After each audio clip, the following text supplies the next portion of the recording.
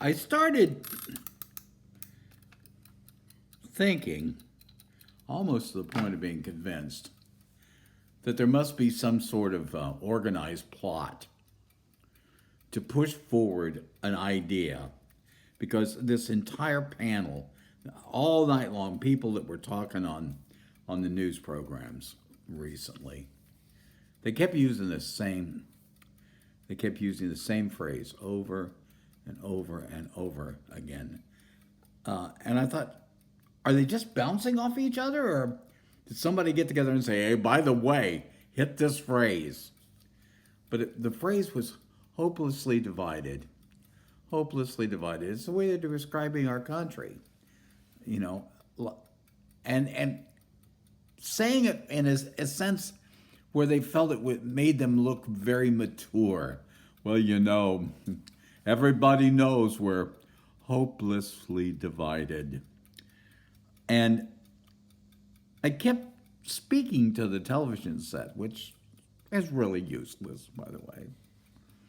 But I kept speaking to television and said, stop saying that. Stop it. America's not hopelessly divided. We're desperately misguided because we do not know who we are and we do not know what we're working with. We're misguided in our efforts. It doesn't matter which party you're dealing with. One party goes to an extreme politically and the other party goes to extreme politically in this direction because they're desperately misguided. If you don't know your heart, soul, mind, and strength, that's what we are.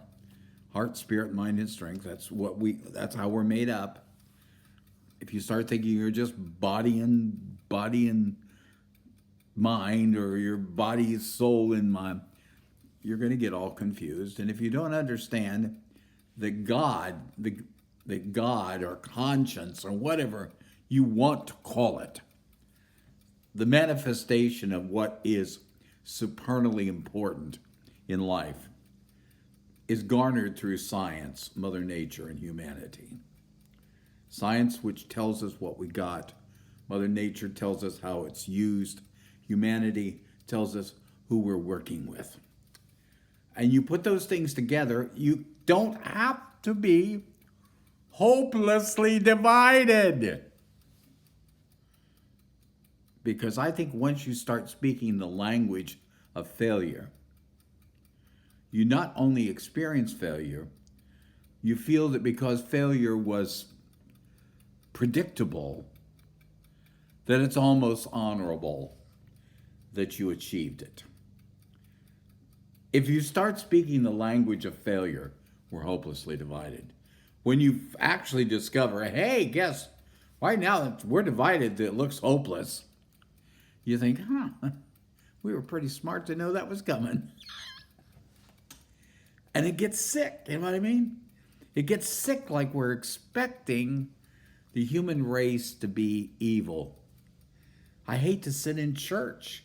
When I used to go to church and I'd sit there and we are a sinner and we are incapable of following the teachings of Christ because we're so evil. I hated to do those little negative speeches about how stinky poo we're stinky poo, God. We just want to let you know we knew, so that makes us look smart. And when negative is what we speak because we think things will probably go negative, and if we spoke negative, then we will look smart for doing so. Boy, that's just freaking sick.